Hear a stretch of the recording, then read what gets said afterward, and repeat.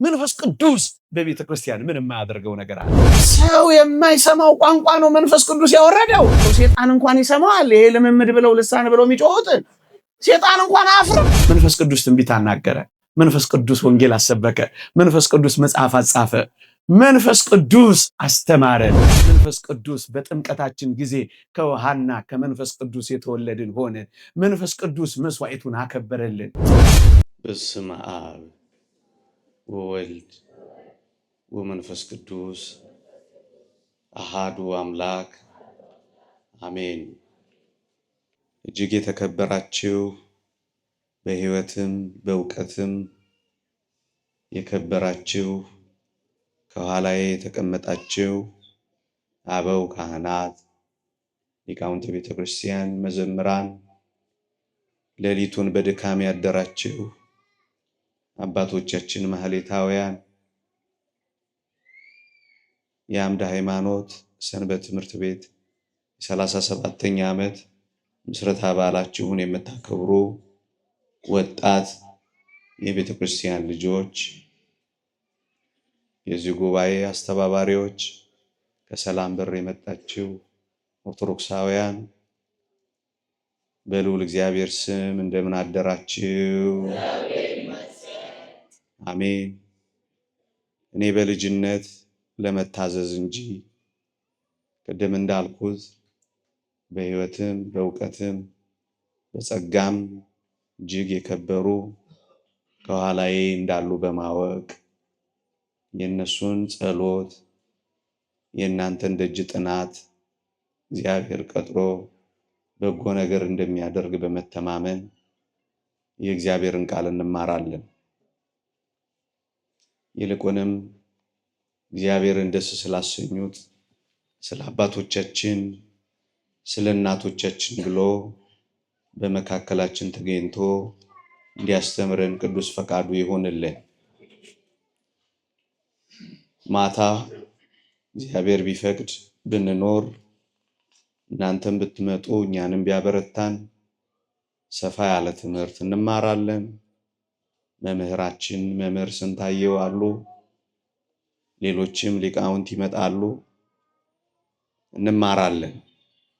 እኔ ግን ለዚች ማለዳ ለጥቂት ደቂቃዎች በቅዳሴው ክፍል የተነበበውን የእግዚአብሔርን ቃል ምክንያት በማድረግ በዚህ ሰሞን ቤተ ክርስቲያን የምታስተምረውን በዓመት አንድ ጊዜ ልንሰማ የሚገባውን የእግዚአብሔርን ቃል ጥቂት ደቂቃ ወስጄ አሰማችኋለሁ።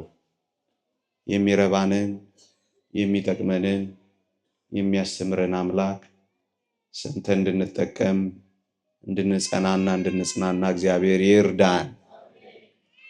የዮሐንስ ወንጌል ምዕራፍ 14 ከቁጥር 1 እስከ 22 ነው በቅዳሴው ክፍል የተነበበው። በዮሐንስ ወንጌል ምዕራፍ 13 ላይ ጌታችን ደቀ መዛሙርቱን አንድ ነገር ብሏቸዋል። ይልቁንም ቅዱስ ጴጥሮስን ትክደኛለህ ብሎታል። የዮሐንስ ወንጌል ምዕራፍ 13 ቁጥር 36። እግዚአብሔር ያሳያችሁ፣ ልዑል ያመልክታችሁ። ቅዱስ ጴጥሮስ በክርስቶስ ፍቅር በቅናት የተቃጠለ ነው። አንተ አንዳች ነገር ከምትሆን እኔ ራሴን እሰጣለሁ እያለ ደጋግሞ የፎከረ ነው። የምትሄድበት ሁሉ ሄዳለሁ፣ እከተልሃለሁ እያለ ያዙ ይልቀቁኝ በማለት የተለመደ ነው ቅዱስ ጴጥሮስ። ደግሞም የደቀ መዛሙርቱ አለቃ እረኛ አድርጎታል። የመንግስተ ሰማያት መክፈቻ ቁልፎችን እሰጥሃለሁ ብሎታል። ብርቱ ሐሳቦች በተነሱ ጊዜ አስደናቂ ምስክርነት ሰጥቷል። አንተ ክርስቶስ የሕያው የእግዚአብሔር ልጅ ነህ ብሎ አስደናቂውን ምስክርነት ቤተክርስቲያንን ወክሎ ሰጥቷል።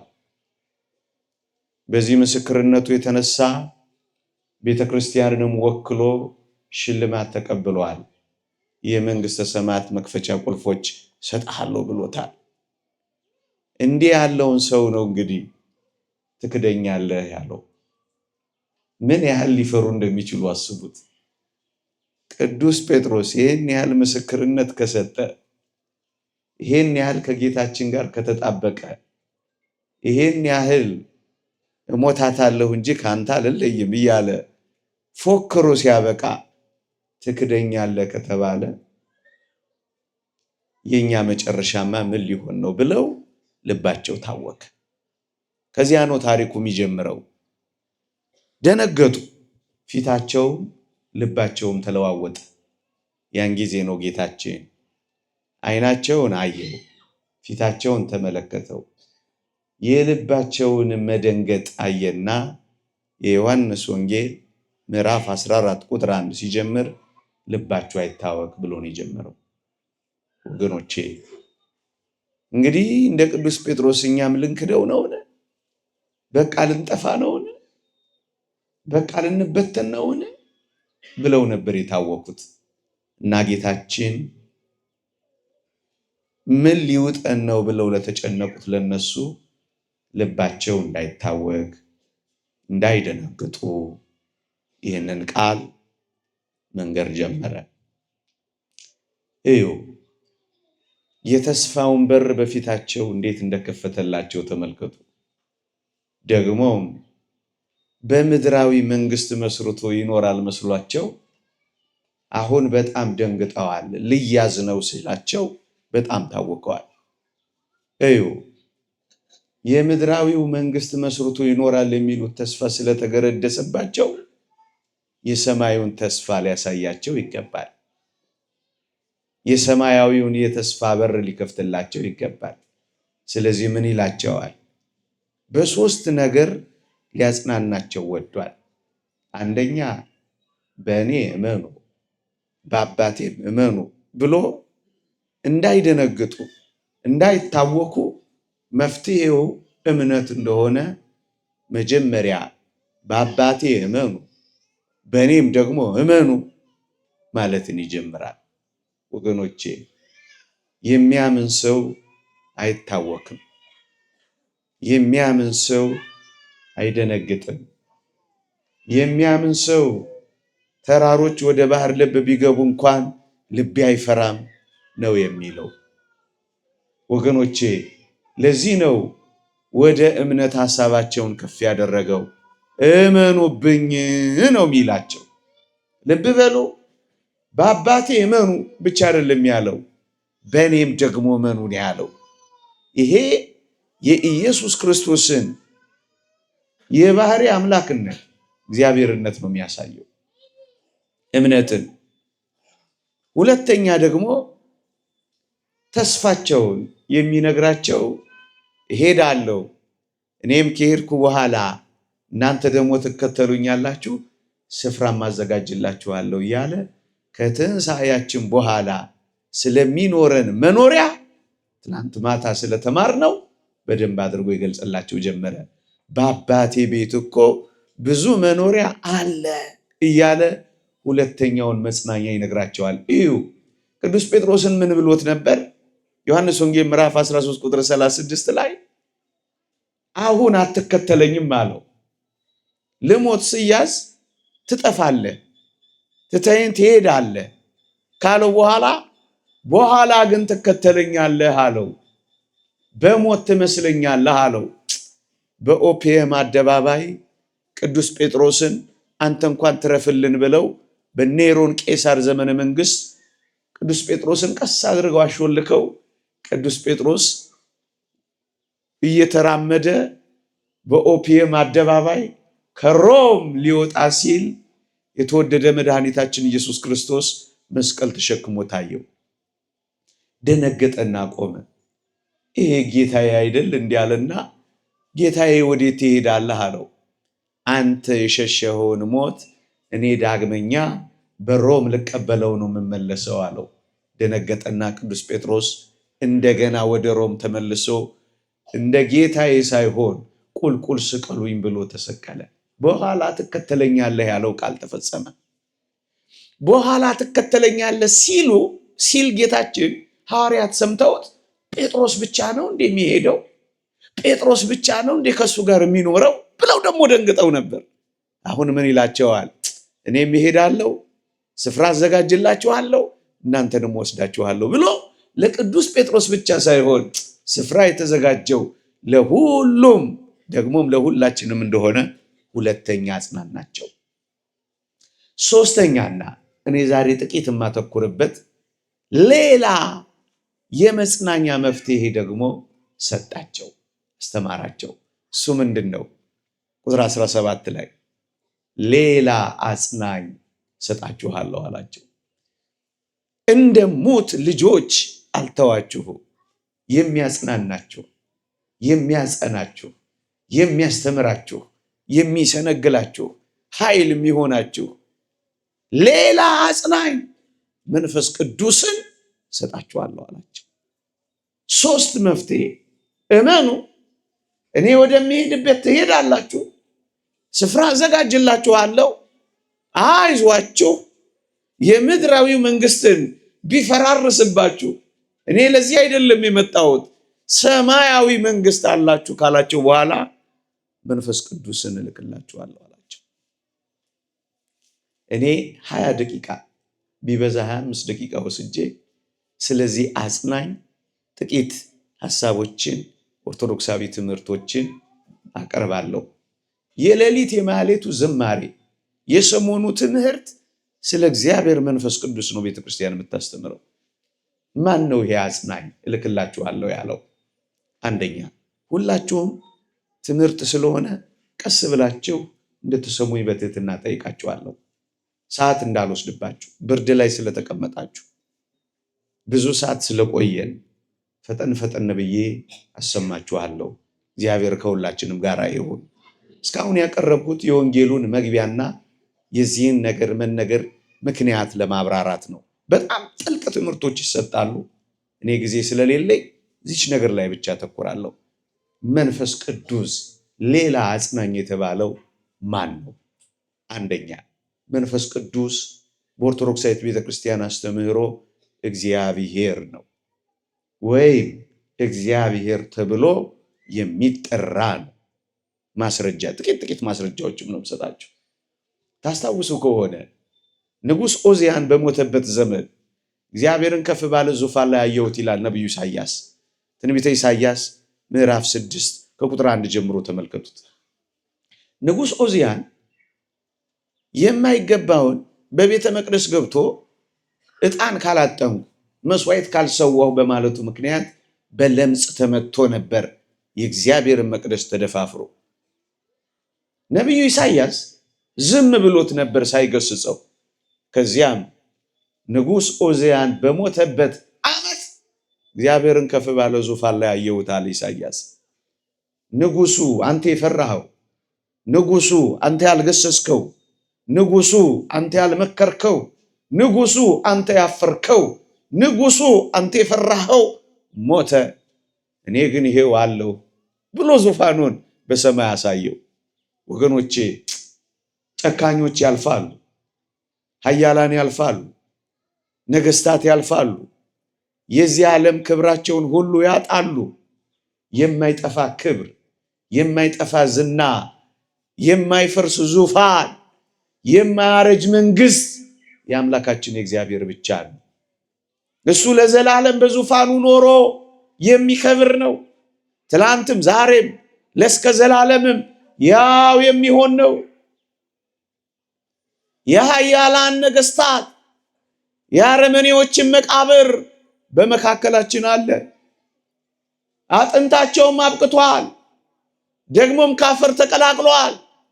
እነ ፈርዖን፣ እነ አጋግ፣ እነ ኔሮን ቄሳር፣ እነ ዲዮቅልጥያኖስ፣ እነ መክስሚያኖስ ሌሎቹም አልፈዋል። ወገኖቼ የማያልፈው ንጉሳችን እግዚአብሔር ብቻ ነው።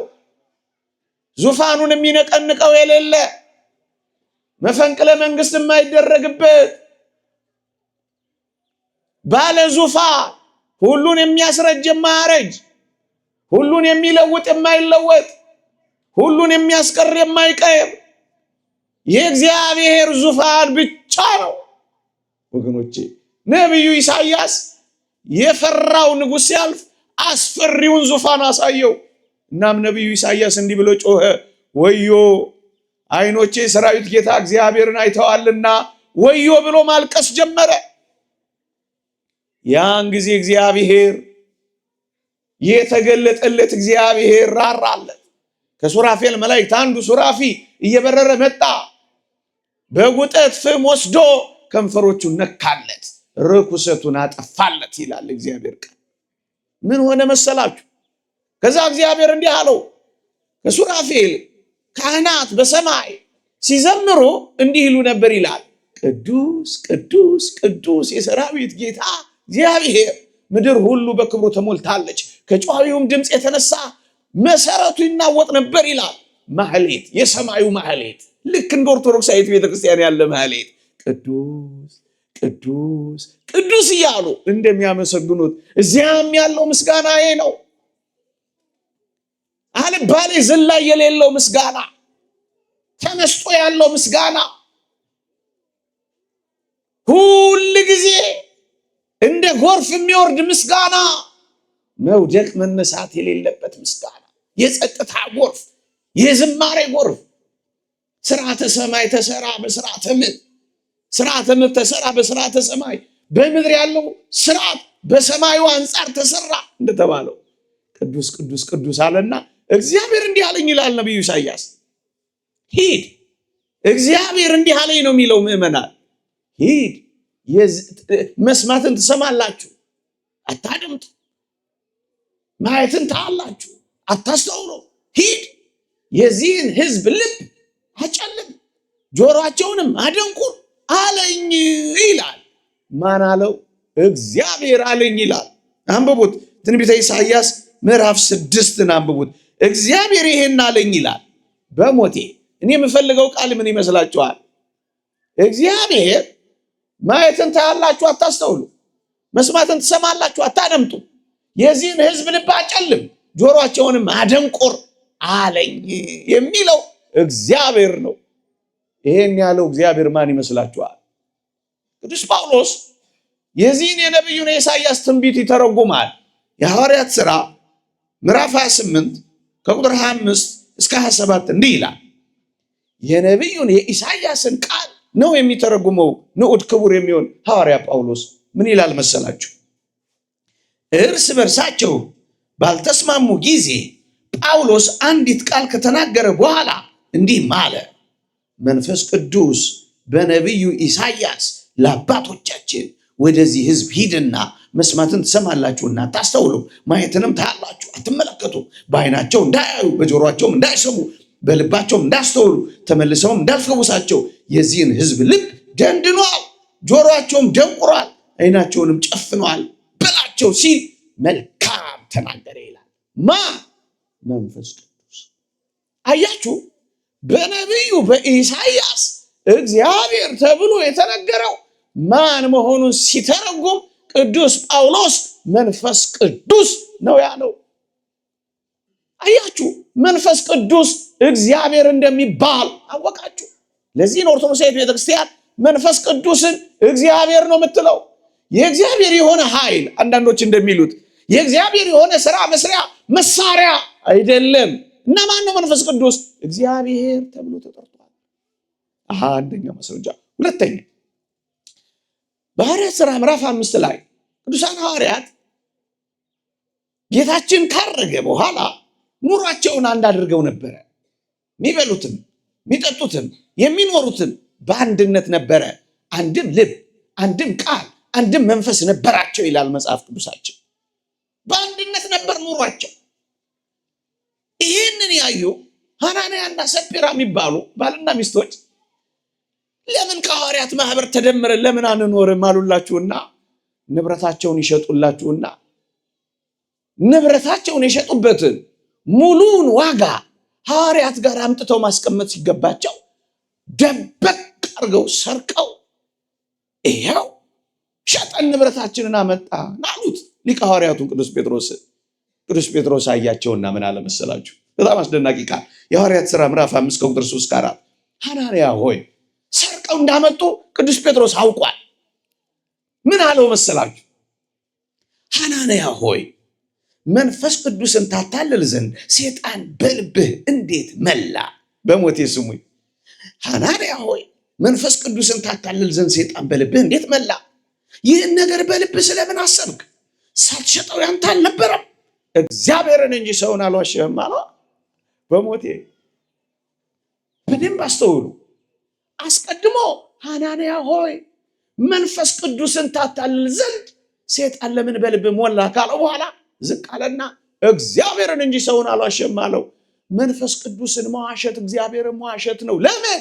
መንፈስ ቅዱስ እግዚአብሔር ነው። አያችሁ፣ መንፈስ ቅዱስ ተታለለ፣ እግዚአብሔር ተዋሸ አለው። መንፈስ ቅዱስ ማን ስለሆነ? እግዚአብሔር ስለሆነ አንድ። መንፈስ ቅዱስ ማን ነው? ማን ተብሎ ይጠራል? መንፈስ ቅዱስ ማን ተብሎ ይጠራል? እግዚአብሔር አንድ። ቁም ነገር ሁለተኛ ቁም ነገር መንፈስ ቅዱስ ማን ነው ወገኖቼ? መንፈስ ቅዱስ አንዳንዶች እንደሚሉት ደግመዋለሁ፣ የይሖዋ ምስክሮች ጆባ ዊትነስ እንደሚሉት ደግሞ ሌሎችም እንደሚናገሩት የእግዚአብሔር የሆነ ኃይል ወይንም እግዚአብሔር ስራ የሚሰራበት የሆነ መንፈስ ወይም እግዚአብሔር ስራ የሚሰራበት የሆነ መሳሪያ አይደለም።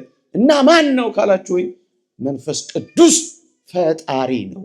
ደግሞ አለው የፈጠረን አብ ወልድ መንፈስ ቅዱስ በመፍጠር አንድ ስለሆነ ለሁላችን አንድ አምላክ የፈጠረን አይደለምን ተብሎ እንደተጻፈ በኦሪት ዘዳግም ምዕራፍ 6 ቁጥር 6 ለሁላችን አንድ አምላክ ያለን አይደለምን እንደተባለ አብ ወልድ መንፈስ ቅዱስ በአምላክነት በመፍጠር በመግደል በማዳን ይህን ዓለም በማምጣት ይህን ዓለም በማሳለፍ አንድ አምላክ ስለሆነ መንፈስ ቅዱስ ፈጣሪ ይባላል። ሁለት ጥቅሶችን ብቻ ልስጣችሁ። መዝሙር 32 ቁጥር 6 የእግዚአብሔር ቸርነት ምድርን መላች፣ በእግዚአብሔር ቃል ሰማዩ ጸኑ፣ ሰራዊታቸውን በአፉ እስትንፋስ ይላል። ልድገመው። በእግዚአብሔር ቸርነት ምድር መላች፣ በእግዚአብሔር ቃል ሰማዩ ጸኑ፣ ሰራዊታቸውን በአፉ እስትንፋስ ይላል። መዝሙር 32 ቁጥር 6 የእግዚአብሔር ቸርነት ምድር መላች ምን ማለት ነው? እግዚአብሔር ብሎ አብን፣ የእግዚአብሔር ቃል ብሎ ወልድን፣ እስትንፋስ ብሎ መንፈስ ቅዱስን ነው የሚያነሳው። የዮሐንስ ወንጌል ምዕራፍ 1 ቁጥር 1 ላይ በመጀመሪያ ቃል ነበረ፣ ቃልም በእግዚአብሔር ዘንድ ነበረ፣ ቃልም እግዚአብሔር ነበረ ይላል። ቃል የሚባለው አካላዊ ቃል ኢየሱስ ክርስቶስ ወልድ እግዚአብሔር ተብሎ ተጽፏል። የእግዚአብሔር ቃል የሚለው በመሆን ስም በኩነት ስም ቃል ይባላል። መንፈስ ቅዱስ ደግሞ በመሆን በኩነት ስም እስትንፋስ ይባላል። እዩ፣ በእግዚአብሔር ቸርነት ምድር መላች ማለት እግዚአብሔር ቸርነት ተብሎ የተጠቀሰው አብን ነው። ምድር ቸርነቱን ተሞላች ማለት ምን ማለት ነው? ትፈጠር ብሎ ማዘዙ ምድር የተባለው አዳም፣ ምድር የተባለው የሰው ልጅ ትፈጠር ብሎ ማዘዙ የእግዚአብሔር ቸርነት ምድርን መላች የተባለው የሰው ልጆች ምድርን እንዲመሉ ትፈጠር ብሎ ያዘዘውን ማዘዝ ነው። የእግዚአብሔር ይቅርታ የእግዚአብሔር ቸርነት ምድርን መላች የሚለው ታስታውሳላችሁ። ሰውን በመልካችን እንደ ምሳሌያችን እንፍጠር ያለው ይህቺ ትእዛዝ ምድርን መላች። ይቺ ምን ትባላለች? የእግዚአብሔር ቸርነት ትባላለች። ስለዚህ እግዚአብሔር ብሎ አብን፣ በእግዚአብሔር ቃል ሰማዮች ጸኑ። በማን? በወልደ እግዚአብሔር ፈጣሪነት። በሰማይና በምድር የሚኖሩት ሁሉ በእርሱ ተፈጥረዋልና ይላል። ወልድ ኢየሱስ ክርስቶስ የተፈጠረ እኮ አይደለም፣ ፈጣሪ እኮ ነው። እንደ የይሖዋ ምስክሮች እንደ ጆባ ዊትነስ ኢየሱስ የአብ ፍጡር ነው አንልም፣ ፈጣሪ ነው። ሁሉ በእርሱ ሆነ፣ ከሆነው አንዳች እንኳን ያለ እርሱ አልሆነም አይልም። በሰማይና በምድር ያሉት ሁሉ በእርሱ ተፈጥረዋል አይልም። የተወደዳችሁ ኦርቶዶክሳውያን ሁሉ በእርሱ ከተፈጠረ ራሱን ሊፈጥር የሚችል ፍጥረት አለ?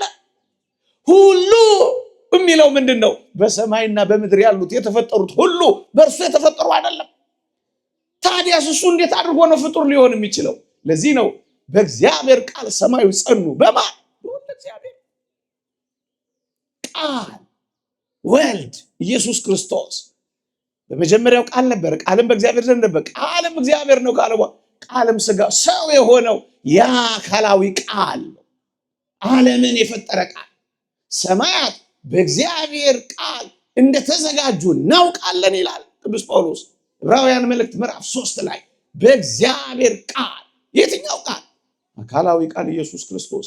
ኋላ ሰው የሆነው ስግው ቃል ተብሎ አዲስ ስም ይወጣለት። ሰው ሲሆን ስግው ቃል ተብሎ የተነገረለት ሰራዊታቸውን በአፉ እስትንፋስ፣ ሰራዊታቸውን በአፉ እስትንፋስ። የአፉ እስትንፋስ የተባለ ማን ነው? መንፈስ ቅዱስ ነው። ሰራዊታቸውስ የተባሉ በሰማይና በውስጥ የሚኖሩ ሁሉ። ሰማያት የተባሉ 7ቱ ሰማያትና መላእክት ናቸው። ሰማያት ሰራዊታቸውስ በ7ቱ ሰማያት ውስጥ ያሉ ደግሞስ በምድር ላይ ያሉ ፍጥረታት ሁሉ በአፉ እስትንፋስ በመንፈስ ቅዱስ ተፈጠሩ ነው የሚለው። መንፈስ ቅዱስ ፈጣሪ ነው። ሁለተኛና ግልጽ ጥቅስ ልስጣችሁ። ኢዮብ ምዕራፍ 33 ቁጥር 2 ላይ ኢዮብ መጽሐፈ ኢዮብ ምዕራፍ 33 ቁጥር 2 ላይ የእግዚአብሔር መንፈስ ፈጠረኝ፣ ሁሉን የሚችል የአምላክ እስትንፋስ ሕይወትን ሰጠኝ ይላል። እስትንፋስ የሚለው የእግዚአብሔር መንፈስ እንደሆነ አያችሁ። ቅድምም ብያችኋለሁ። ሰራዊታቸውን በአፉ እስትንፋስ አላልኳችሁ? እዩ፣ ሁሉን የሚችል የአምላክ እስትንፋስ ይላል። እሱ ማን ነው? የእግዚአብሔር መንፈስ። እሱ ማን ነው? መንፈስ ቅዱስ ነው። የእግዚአብሔር መንፈስ ፈጠረኝ፣ ፈጣሪ ነው። ሁሉን የሚችል ኦልማይቲ፣ ሁሉን ቻይ ነው መንፈስ ቅዱስ። ሕይወትን ሰጠኝ። ሕይወትን እንደሚሰጥ ወልድ ሕይወትን እንደሚሰጥ መንፈስ ቅዱስም ሕይወት ሰጪ እኮ ነው። ለዚህ እኮ ነው ገና የኦሪት ዘፍጥረት ምዕራፍ 1 ስትጀምሩ የእግዚአብሔር መንፈስ በውሃ ላይ ሰፎ ነበር የሚል ቃል ታገኛላችሁ። ሐሙስ ዕለት በዕለተ ፍጥረት ሐሙስ ዕለት ውሃ ሕይወት ያላቸውን ፍጥረታት ለምን አስገኘ ካላችሁ ወይ የእግዚአብሔር መንፈስ በውሃ ላይ ሰፎ ነበር ይላል። ሕይወት ሰጪ ነው፣ ሁሉን ቻይ ነው። መንፈስ ቅዱስ ፈጣሪ ነው። ሁለተኛ። ሶስተኛ እየሰማችሁኝ ነው? ሶስተኛ ማወቅ አለብን ምዕመናን፣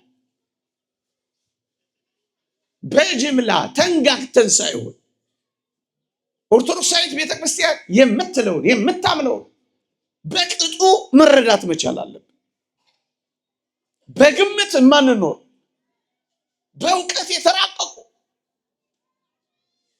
በቅጥነተ ሕሊና የሚያስቡ የሚያምኑትን የሚናገሩትን አብጠርጥረው ማስረዳት የሚችሉ ምሁራን ያሏት ቤተክርስቲያን ምንም ነገር ምዕመናን 100% ነው የምነግራችሁ፣ የትኛውንም ነገር ሳታነብ ሳትተረጉም ሳታመሰጥር ሳትኖር አላለፈች።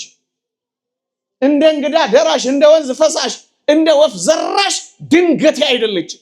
አንዳንዶች የሚያውቁትን የማታውቅ እንዳይመስላችሁ፣ በሙሉ ያነበብነውን ሁሉ ሳንተረጉም አናልፍም እንዳለው ሊቁ፣ ሳትተረጉም ሳታብራራ ሳታመሰጥር አታልፍም።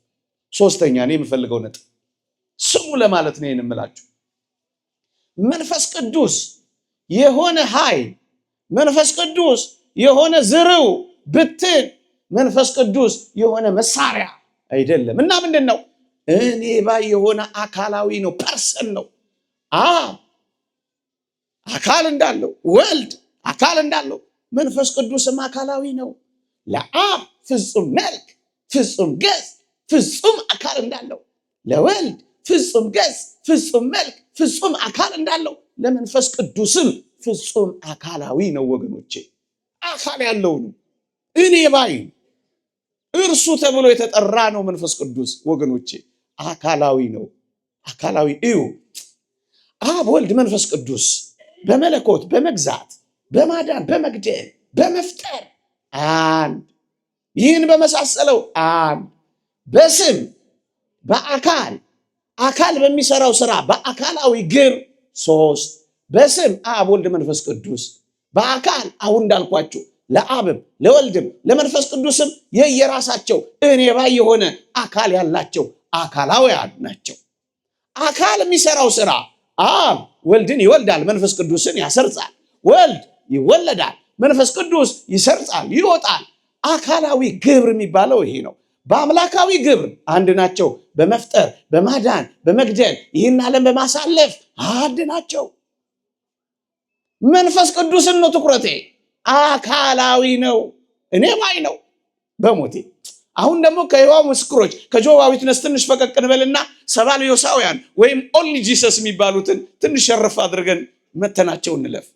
እነሱስ በብሉይ ኪዳን አብ ነበረ። በሐዲስ ኪዳን ያ አብ ሰው ሆኖ ኢየሱስ ሆኖ ተገለጠ። ኢየሱስ ከሞተ በኋላ ደግሞ መንፈስ ቅዱስ ሆኖ መጣ እንጂ ያው አንድ አካል ነው እንጂ ሶስት አካል የሚባል የለም ብለው ነው የሚያስተምሩት። እኛ ግን እንዲህ እንላለን፣ ለአብ ፍጹም አካል፣ ፍጹም ገጽ፣ ፍጹም መልክ፣ ለወልድም ለመንፈስ ቅዱስም እንዲሁ አለው። ምን ማስረጃ አለን? ታስታውሳላችሁ ጌታችን መድኃኒታችን ኢየሱስ ክርስቶስ በአጭር ቁመት በጠባብ ደረት ተገልጦ በዮርዳኖስ ወንዝ ሲጠመቅ ሶስት አካላትን በግልጽ አይተናል። አብ በደመና የምወልደው ልጄ ይህ ነው ሲል አልሰማችሁትም? አንድ አካል። ሁለተኛውስ በአጭር ቁመት በጠባብ ደረት በዮርዳኖስ ወንዝ ማዶ በትህትና ሲጠመቅ አላያችሁትም?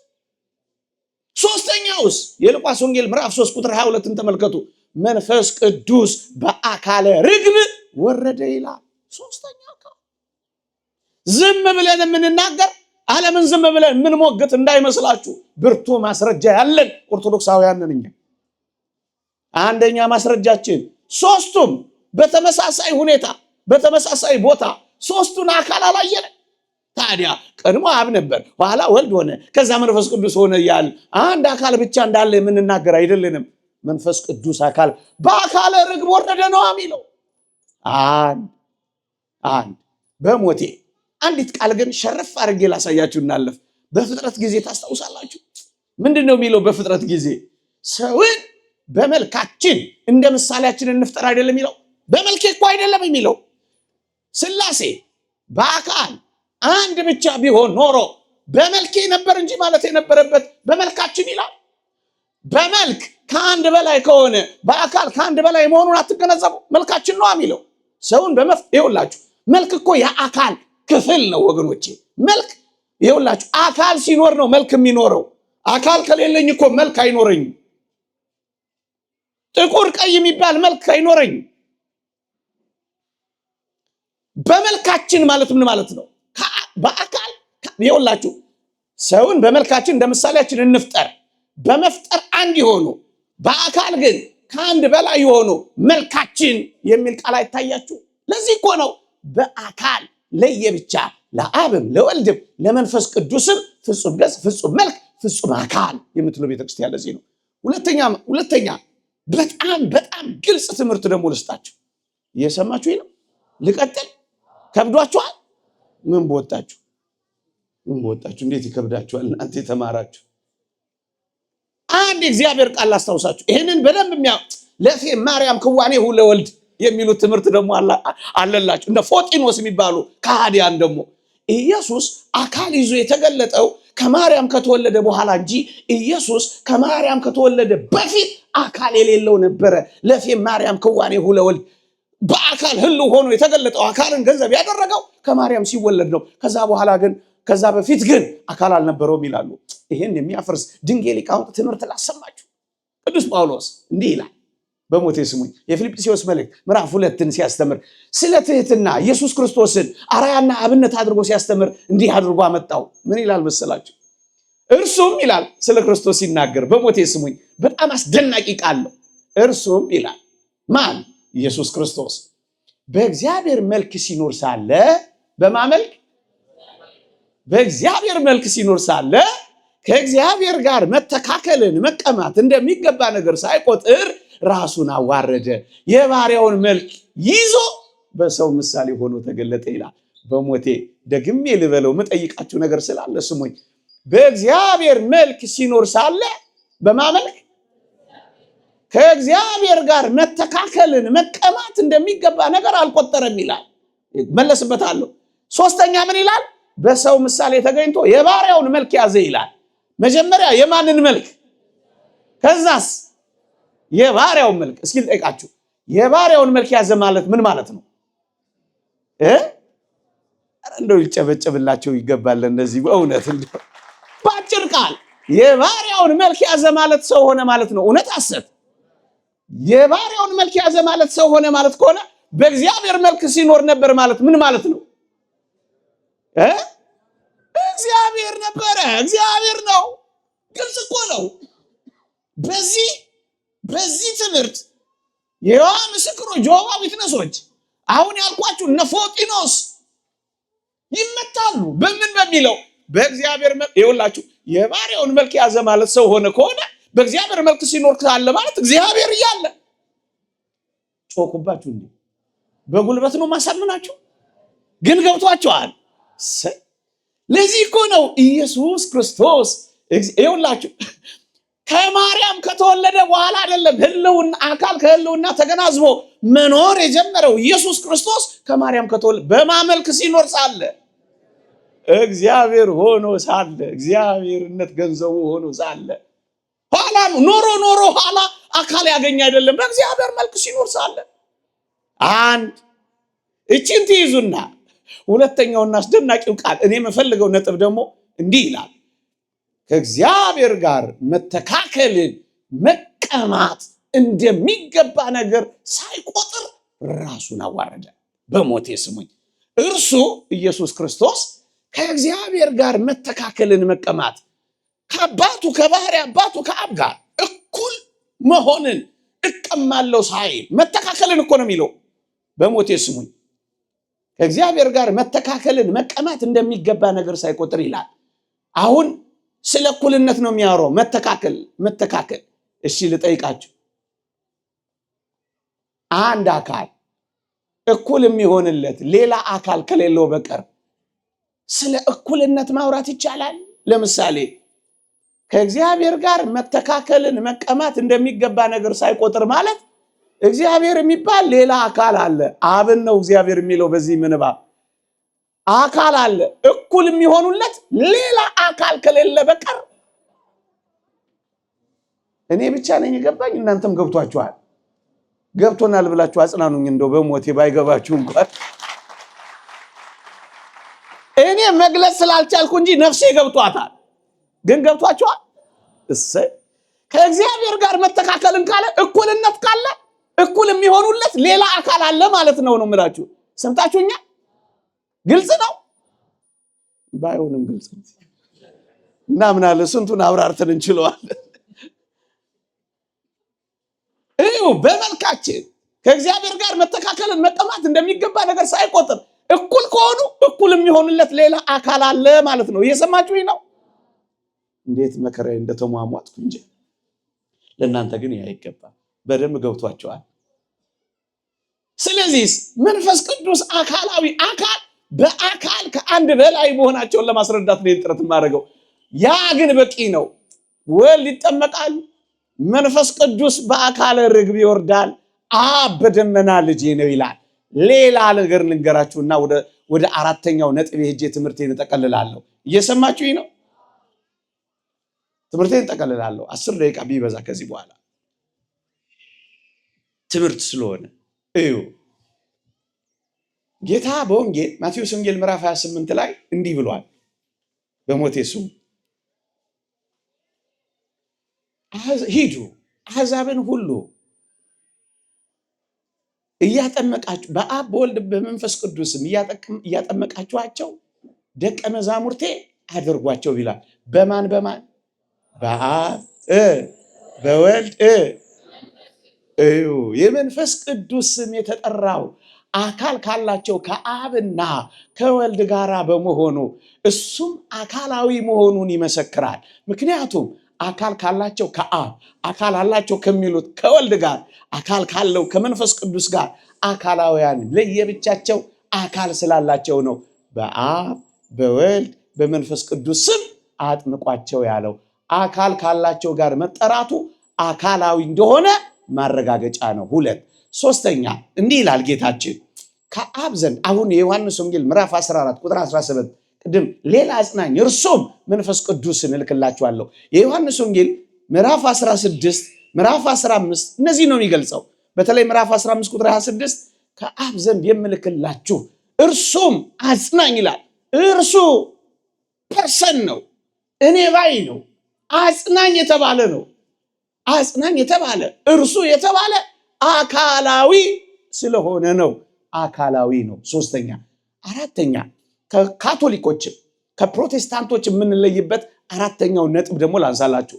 እነ ሰባሊዮስን እነ አርዮሳውያን ጆባዊ ትነሶችን ደግሞም አሁን ካቶሊካውያንና ፕሮቴስታንቶችን የሚለየንን አራተኛው ነጥብ ደግሞ ላንሳላችሁ። አራተኛው ነጥብ መንፈስ ቅዱስ ከአብ ብቻ የሚወጣ ነው።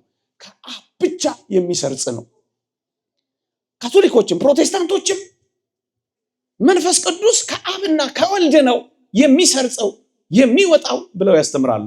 መጽሐፍ ቅዱሳችን ግልጽ ትምህርት ነው የሚናገረው። ጌታ በወንጌል ዮሐንስ ወንጌል ምዕራፍ 15 ቁጥር 26 ላይ ከአብ የሚወጣ የእውነት መንፈስ በመጣ ጊዜ እርሱ ሁሉን ያስተምራችኋል ይላል።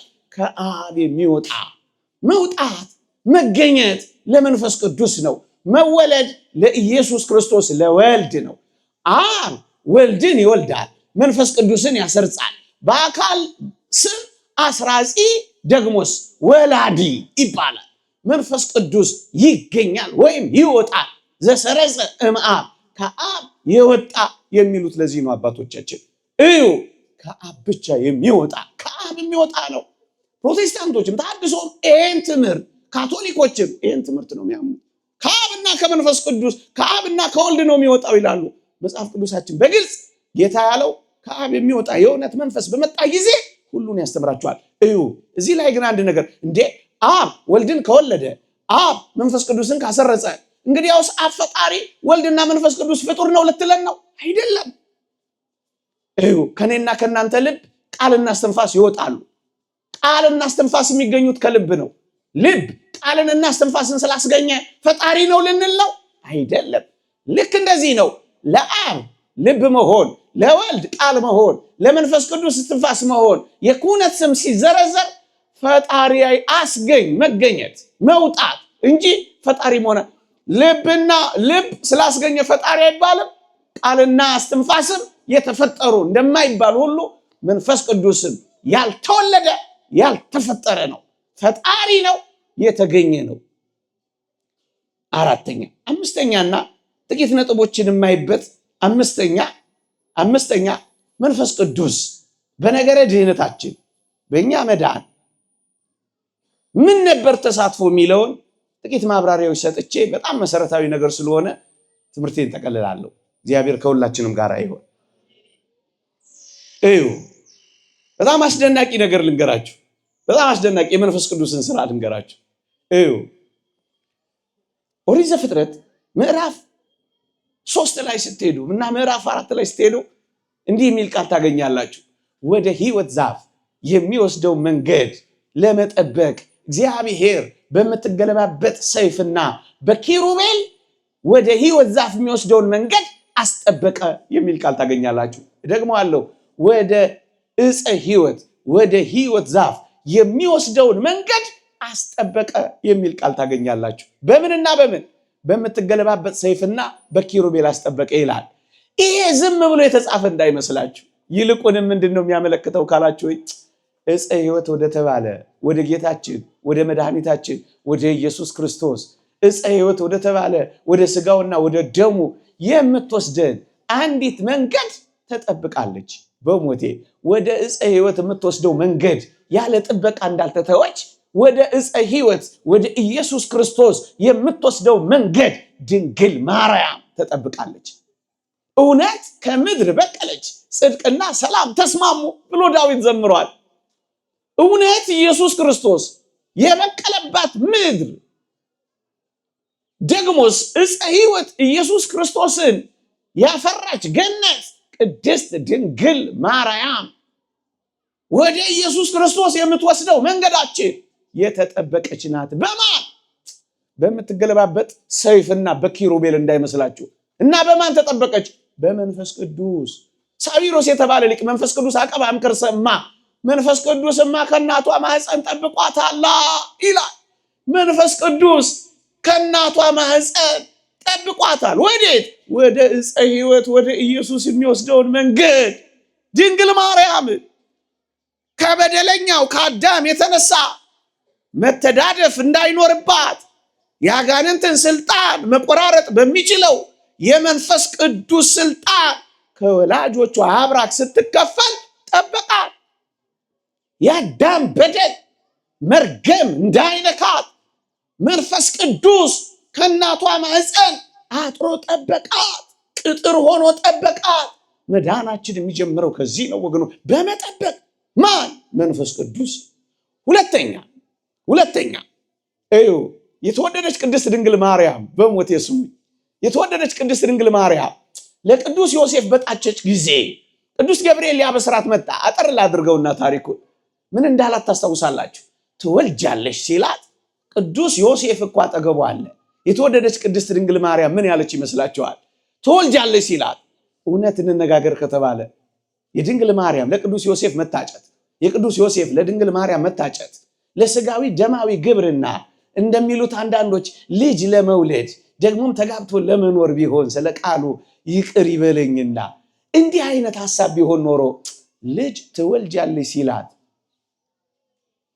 ምን ያስደንቃታል? ምን ያስገርማታል? ከዮሴፍ ነው ማለት ብቻ እኮ ይበቃታል። እደግመዋለሁ፣ እጮኛ ሆኖ የተቀመጠው ሊጠብቃት ሊያገለግላት ካልሆነ በቃ ለሌላ ግብር ቢሆን ኖሮ ከዮሴፍ ነው አትልም ነበር። አላለችም ቅድስት ድንግል እና ምን አለች? ወንድ ስለማላውቅ ይህ እንዴት ይሆናል አትልም። ምን ማለት ነው? አጠገቧ የተቀመጠው አንዳንድ ፕሮቴስታንቶች እንደሚሉት ለሌላ ግብር አይደለም። ለዚህ እኮ ነው ወንድ ስለማላውቅ ይህ እንዴት ይሆናል አጠገቧ ሆኖ እውቀቱ የላት። ለዚህ እኮ ነው በሐሳብሽ ድንግል ነሽ ብለን የምንጮኸው እኮ ለዚህ ነው። የሁላችሁ ዘርአ ብእሲ የወንድ ዘር በስጋዋ ኃጢአት አዳም በልቧ የፈቲው ፈቃድ በነፍሷ ያላለፈ ብቸኛ ሴት ቅድስት ድንግል ማርያም ብቻ እኮ ናት። ለዚህ እኮ ነው ወንድ ስለማላውቅ ይህ እንዴት ይሆናል ብላ ሞገተችዋ። አንዲት ሴት የታጨች እንደሆነ እኮ ልትወልድ የምትችለው ከጮኛዋ ኋላ ባሏ ከሚሆናት እንደሆነ እኮ የታወቀ ነው። በሞቴ ይሄ ትምህርት ብቻ እንኳን አይመልሳችሁ፣ አያሳፍርም። እንኳን አይደለም ልዑል እግዚአብሔር የከተመበት ከተማ አባታችን የተቀመጡበትን ወንበር እንኳን እኔ አልቀመጥበት። ምን ማስረጃ አለ ልጆች ወልዳለች ለማለት? አንድም ነገር ሳይኖር ዝም ብሎ መናገር ነውር አይደል እንዴ? ወንድ ስለማላውቅ ይህ እንዴት ይሆናል ስትለው አስደናቂ መልስ መለሰላት ቅዱስ ገብርኤል። ምን አላት? መንፈስ ቅዱስ ወደ አንቺ ይመጣል፣ የልዑል ኃይልም ይጸልልሻል አላታ። መንፈስ ቅዱስ ትንቢት አናገረ። መንፈስ ቅዱስ ወንጌል አሰበከ። መንፈስ ቅዱስ መጽሐፍ አጻፈ። መንፈስ ቅዱስ አስተማረን። መንፈስ ቅዱስ በጥምቀታችን ጊዜ ከውሃና ከመንፈስ ቅዱስ የተወለድን ሆነ። መንፈስ ቅዱስ መስዋዕቱን አከበረልን። ይህቺ ቀን ምን ያህል የምታስፈራ ናት! ይህቺ ቀን እንዴት የምታስጨንቅ ናት! መንፈስ ቅዱስ ከሰባቱ ሰማያት የሚወርድባት ይህንን መስዋዕት የሚያከብርባት መንፈስ ቅዱስ በቤተ ክርስቲያን ምን የማያደርገው ነገር አለ?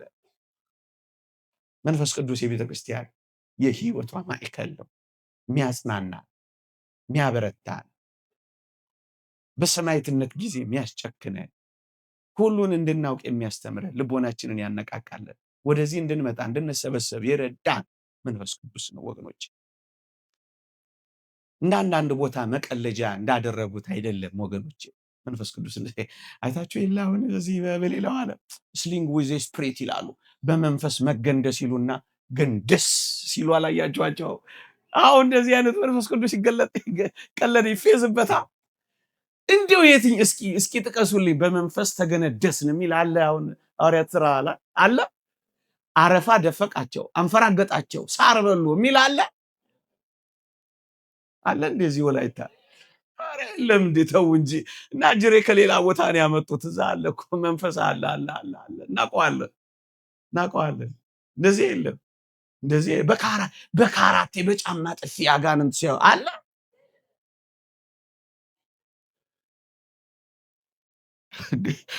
አረ ተው እንደዚህ የለም።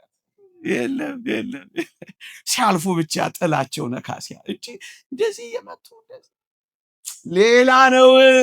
እንተዋወቃለን። ሌላ ነው። ማስታወቂያ እንዳልሰራ እንጂ መገኛው አድራሻ ሁሉ አለው። ደግሞ አዳሚ እንዳትሄጂ ነው እንጂ አለ። ሌላ ነው ነገርየው፣ ሌላ ነው ነገርየው። ልሳን አሁን ልምምድ እንደዚህ ሰው የማይሰማው ቋንቋ ነው መንፈስ ቅዱስ ያወረደው ነው ነው። በፍጹም የእግዚአብሔርን ቃል ላብብላችሁ። አውሬው ምንድን ነው የሚለው? እያንዳንዱ በገዛ ቋንቋው ሲናገር ይሰማ ስለነበር እኮ ነው የሚለው። በጵንፍልያ፣ በጵርቅያ፣ በጳንቴም ያሉ ሰዎች በሙሉ በቋንቋቸው መስማት ጀመሩ። ከገላትያ ሰዎች ይሄ እኮ ነው ያስደነቃቸው። እንኳን ሌላ ሰው ሴጣን እንኳን ይሰማዋል። ይሄ ልምምድ ብለው ልሳን ብለው የሚጮሁት ሴጣን እንኳን አፍርም። ያ ሰውዬ እዛ ገዳም ነው፣ በረሃሉ ጾም ወቅት ነው፣ ተጋዳይ ነው። ጾም ወቅት ላይ ግን እንቁላል አማረው አሉ። እንግዲህ ገዳም ውስጥ ሄዶ ቢጠብስ ችግር ነው፣ ያው ሽታው ሊወጣ ነው። እና ምን አረጋሉ? ጧፍ ለኮሰላችሁና ቀስ እያለ እያዟዟረ እንቁላሏን እዛው ይዟት ጠበሳት አሉ። እና በምኔቱ ሲደርስበት አንተ ይለዋል። ምን ላርግ ሴጣን አሳሳተኝ አለላቸው። ሰይጣን ወዲያው ተገልጦ አሉ። አባ ዝም በል፣ እቺን አጠባበስ እኔም የተማርኩት ዛሬ ከሱ ነው እንጂ አላውቃትም። እቺን አጠባበስ። ሴጣን እንኳን ይደነቃል እንዲህ ባለ ልሳን። ቆርቆሮ እንኳን ብታነካኩ ማይጮህን ጩኸት እየጮሁ እግዚአብሔር ገለጠልን ማለት ነውር አይደለ? ሴጣን እንኳን አይሰማውም። ይቅርታ እና አትታለሉ፣ እባክህ አትታለሉ። እንዲህ አይነት ሽቀላ በሚሸቅሉ ሰዎች፣ እንዲህ አይነት ዝነጣ እንዘነጥ ለኢየሱስ እንደንስ ለኢየሱስ፣ እንዲህ አይነት መንፈስ ቅዱስ የለም። እንዲህ አይነት ጨዋታ የለም። ይቆየ